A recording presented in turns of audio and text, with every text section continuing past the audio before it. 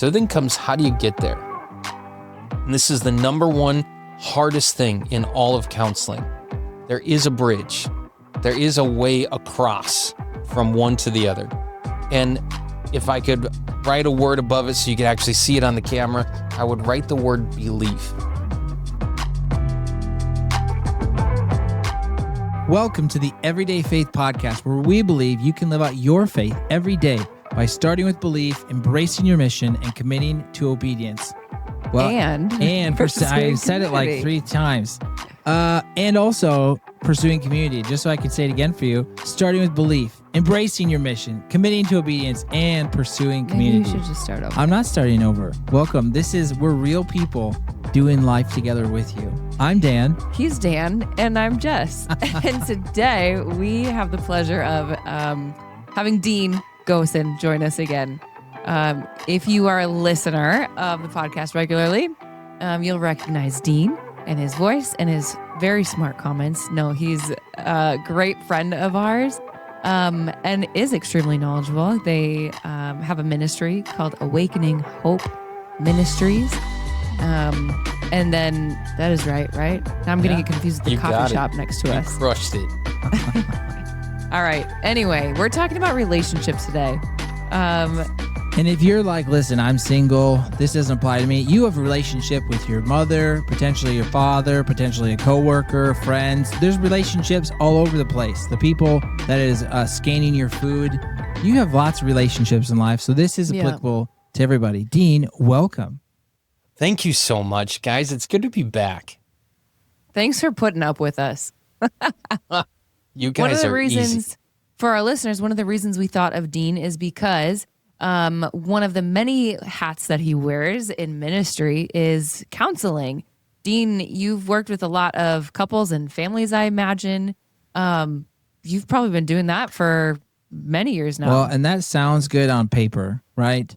But what I think qualifies you is you have 8 children now, and you're still married. So you know how relationships work quite well. Or I'm Catholic, one of the two. Totally kidding. I appreciate that, Dan. I love studying people. I love studying how people connect, how they react, all the different things. And what has really stuck out to me is the way we interact with each other, kind of like snowflakes. You know, they all interact with each other and bang each other around, and then every snowflake is unique, but if you really look at them, they're beautiful. And I love looking at people through the lens of how they've been shaped, the way they see the world, the way they see each other, the way they see themselves, and ultimately the way they see God. So I love these kinds of conversations.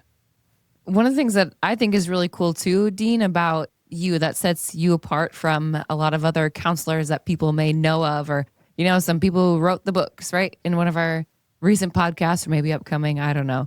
We talked about the Becks from CBT, you know, who developed these incredible theories, and that's all great. But what you do also is you're seeking the Lord. You're wanting to hear what the Lord has to say to people, and that's something that not every counselor out there is going to bring to the table. And so, you know, some of the insights are going to be a little more deep, or a little deeper, a little more applicable, a little more life-changing, if you will, because you're bringing God into it. You're not just doing the surface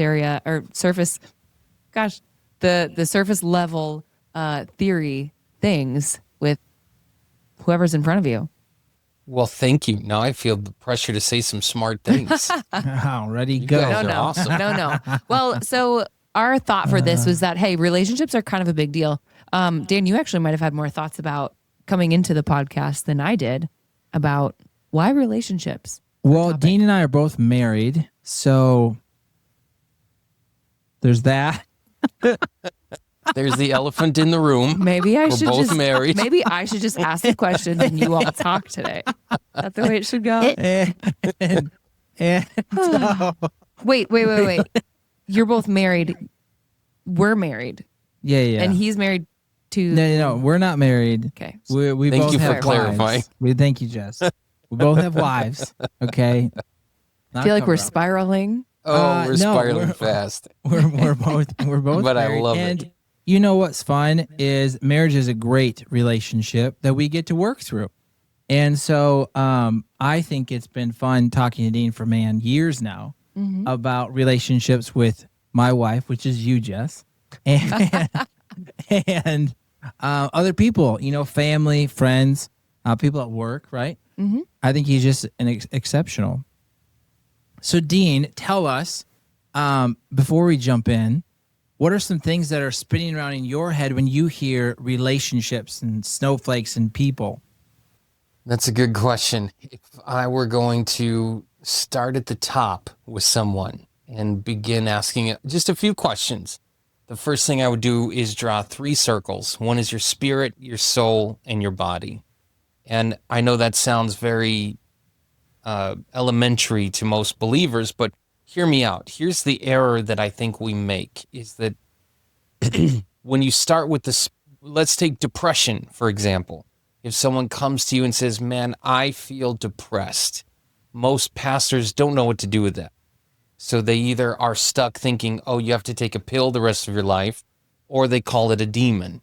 And the way that I try to look at it with someone is I take depression and I split it up in categories of spirit, soul, and body. So for instance, if you said, I'm depressed, and we do some deliverance, for instance, there's some spiritual junk going on there, and 70% of your depression goes away. But you come back and say, man, I feel a lot better, but there's still some hanging around. Does that mean there's another demon hanging around? Does that mean something else is going on?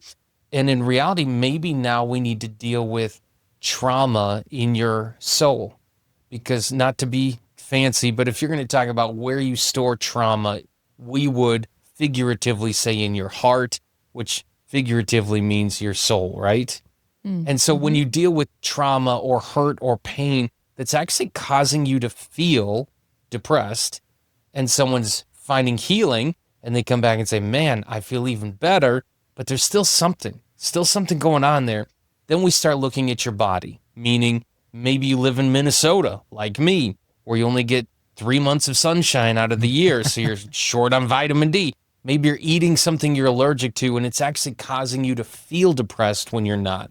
So that's where I start with someone. Let's take your problem and figure out what percentage belongs where. That is the biggest error I think most pastors succumb to, because they think it's all or nothing. And then they think it's always that thing. And we're doing the human being a disservice by saying, no, it's always all this, and it's going to be that way all forms of time. So if you were deliverance, for instance, you got delivered from depression, and then someone else comes to you and the majority of their depression is coming from absolute trauma that they've been through, you're going to do them a great disservice by saying you just need deliverance again and again and again and again, when it's not the problem. And then again, the worst thing we can do is just give people a pill and think that that's going to fix the problem. Sure. And all it does is it helps with some of the symptoms, but it never fixes the problem. Yeah. Dean, what I really like too about this conversation, even so far, is that when it comes to relationships and, people are seeking support because they're having trouble in their marriage or Why'd you point at me? Because I'm married to you. I think we already went over that part. No, you can't jump into the dynamics and the relationships themselves. Well, it's made up of multiple people. And so the person, the individual, can't be overlooked or looked past, just to address problems in a relationship. Well, the well-being of that individual is a good starting point. That's very well said, Jess. One thing that I think might be kind of fun to just dialogue with you guys is... It's a super crude drawing. I actually need to draw a little bigger because the camera's farther away. Danny's going to. And you guys can decide if you want to go this direction or not. But if I were to draw a picture of we'll put a skirt on so we know it's Jess. If I were to say, for instance, Jess, you live on this island. It's kind of hard to see in the camera, but it's a circle with a stick figure and a girl. And you live on this island, but you want to live on this island. First, let's talk about what is on this island, because this island represents certain belief systems. So Jess, you're super healthy, but let's pretend for a moment you're actually really messed up. So let's talk about the fact that Jess has tons of self-hatred. Let's say Jess has lots of depression. Let's say Jess has lots of anxiety, fear. I'm just going to write a few of these things down. So when we look at this island, I realize this is kind of crude, but here I wrote down self-hatred, depression, anxiety. This is the island you live on. When you look at the other island, you see the opposite. You see someone who's at peace. You see somebody who is full of joy. You see somebody who is successful, that they know they're beautiful inside and out. Now, when you look at that island, this is the crux of most human-to-human relationships. That we all think we know the road to that island. Almost all of us think we know how to get there. Now, some of us think the road would be something like, well, let me just ask you, what do you think the road is? What do I think the road is to get to that place? Like if I was... Whatever that place is where your heart is longing to get to that place, what do you think the road is? I mean, I think about like growth, like, okay, I'm gonna have to do some growing in order to see some of these changes, right? I might have to lean into relationship. Like, okay, I'm gonna have to bring some people along who can support me in it. I'm gonna have to pray, right? See if God can bring anything to mind, right? Ways that he can change me or give me insight into ways that I need to change.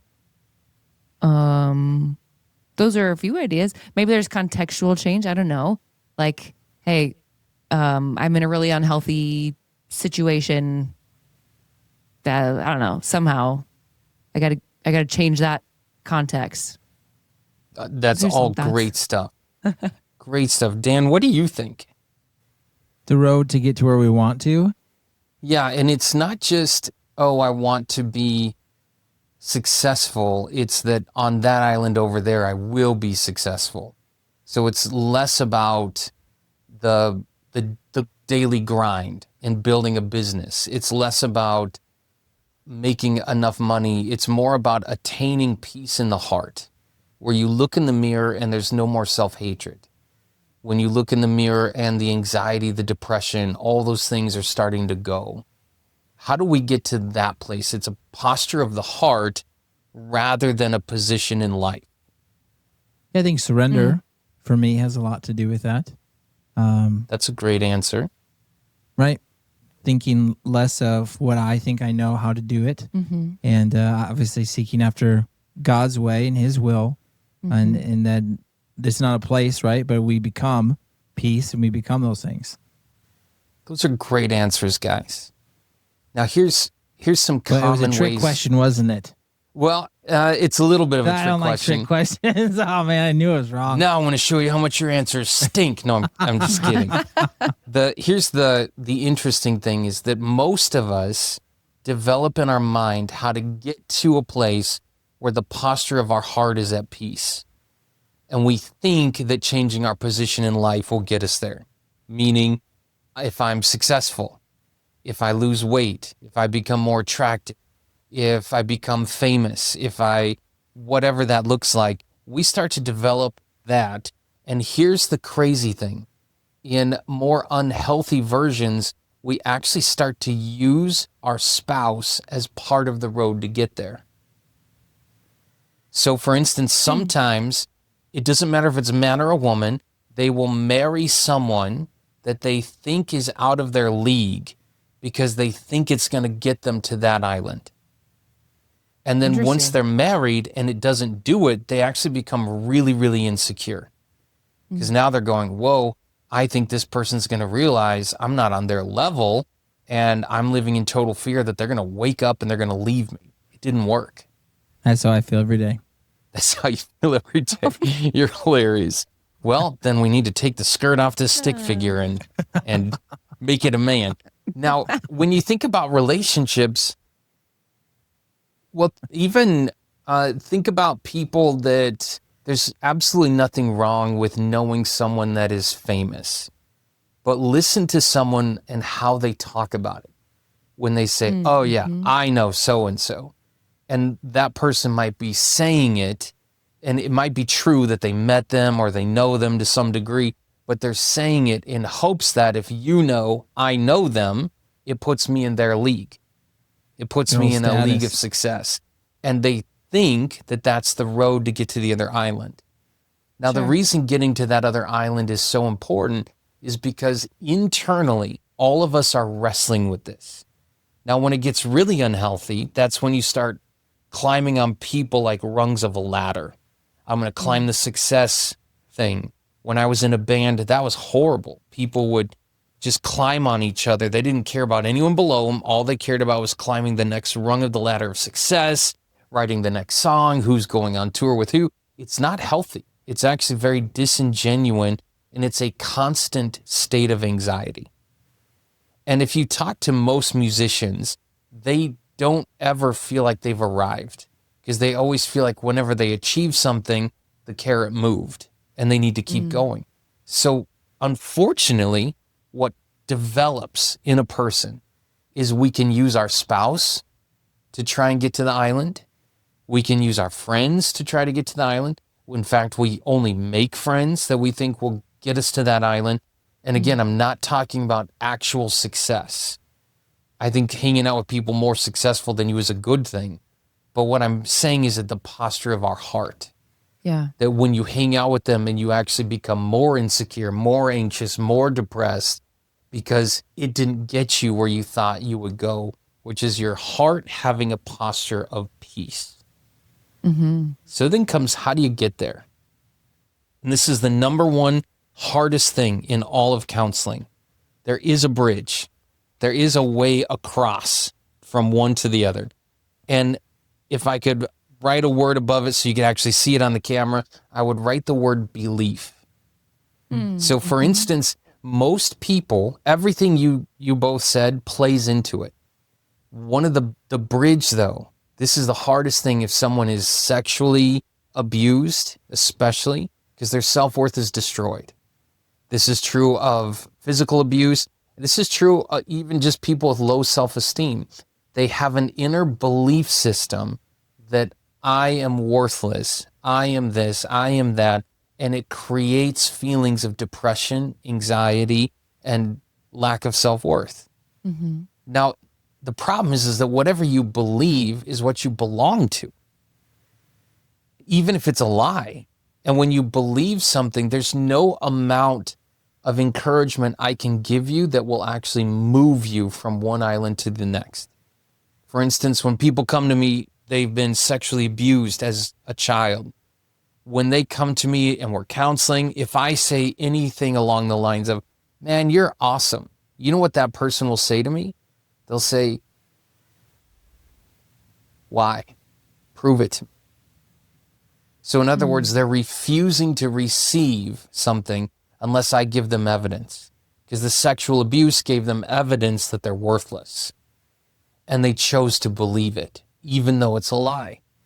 And this is the most difficult thing in counseling is you can lead someone to the bridge, but they have to choose to cross it. Yeah. And the way they cross it is through choosing to believe something different. Wow. Now, think about this.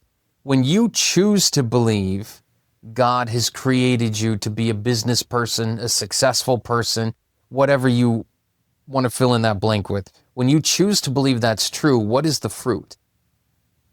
Even if you experience failure, what is the fruit? I think there's confidence. That's what comes to my mind. That's a great answer. What else I'm not do you answering think? your trick questions. Well, so far you're answering it great. What else do you think? If you chose to believe something different, even if your circumstances weren't working out the way you want yet, what is the fruit of that belief system? Confidence was one. Yeah. That's a great one. Confidence, joy, more peace. Hope was a word that came to my mind. Hope. How are we doing on your test? You're doing great, bro. Dan's not uncomfortable. You're doing great. Now think about that. Everything you just mentioned was a posture of the heart. Yeah. You're confident, you're hopeful, all these things that are beginning to rise in your heart so you can face circumstances that aren't necessarily going well, but the posture of your heart is belonging to a different belief system. You're living on a different island.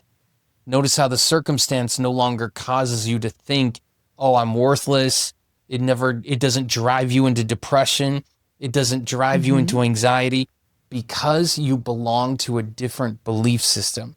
So the truth matters, right? And what you believe is what you belong to. So when you believe a lie, it still affects you. When you believe the truth, it literally moves you from one island to another island. And then once you're there and you have the peace of heart, you can have success and then it can go away and it doesn't change the peace in your heart. You can lose weight, you can gain weight, and it doesn't change the peace in your heart. You can have all these things, and then something beautiful happens.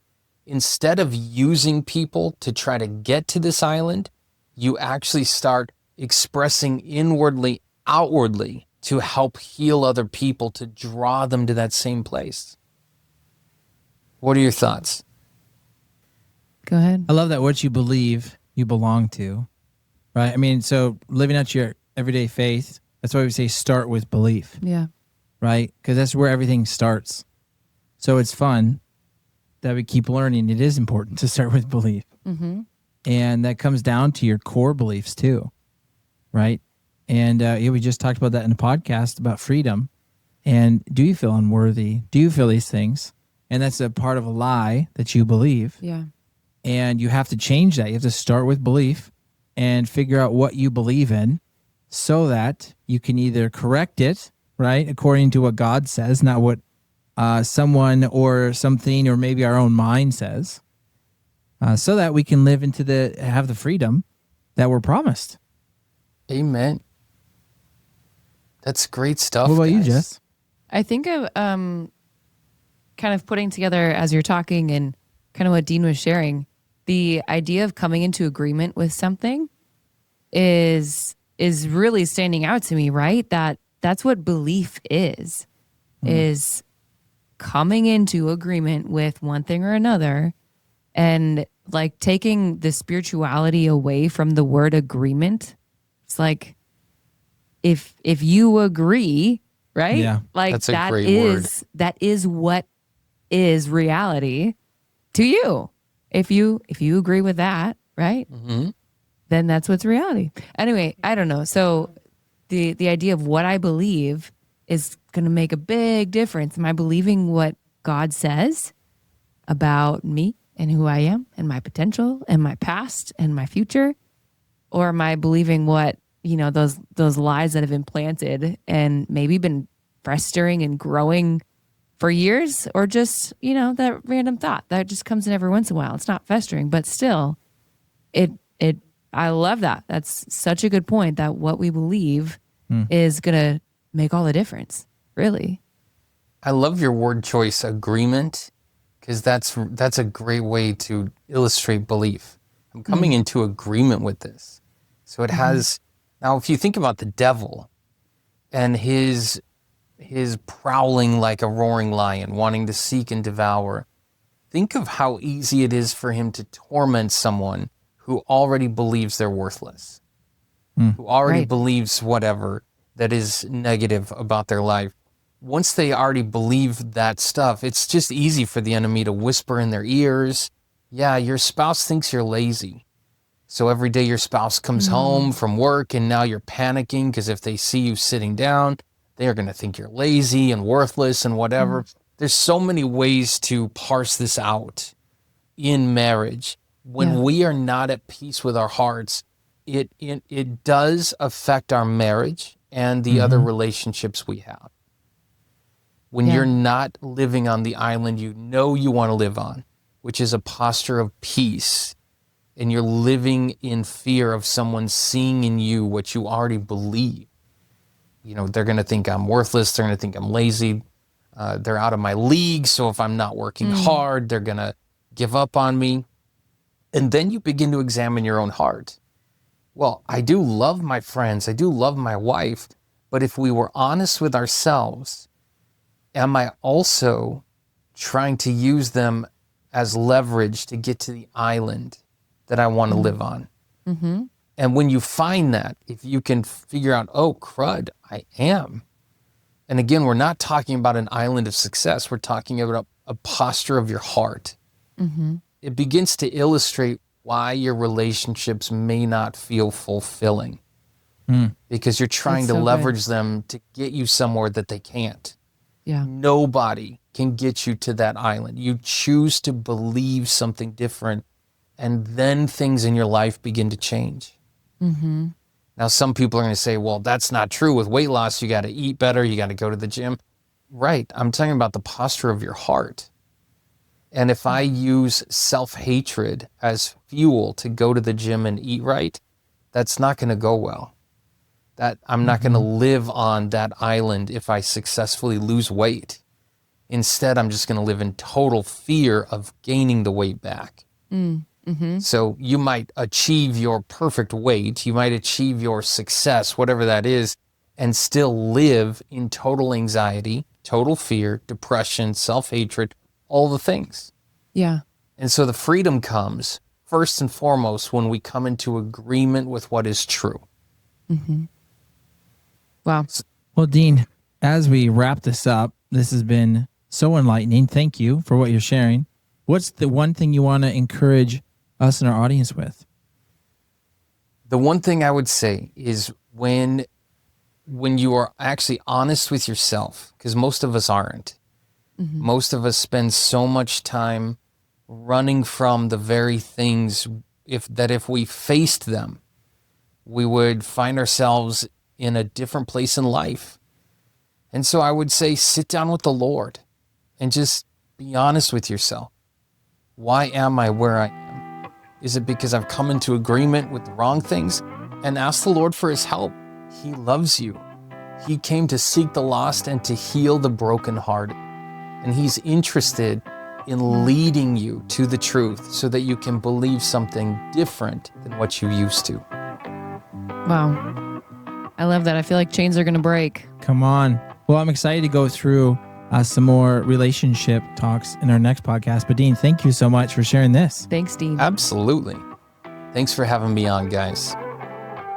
Thank you for listening to this conversation from the Everyday Faith Podcast. Our goal is to inspire everyday faith conversations. Please join us by rating and reviewing wherever you're listening, and most importantly, by sharing with a friend. For more resources like this, visit our website, askaboutmyfaith.com. God bless you as you live out your faith in your everyday rhythms of life.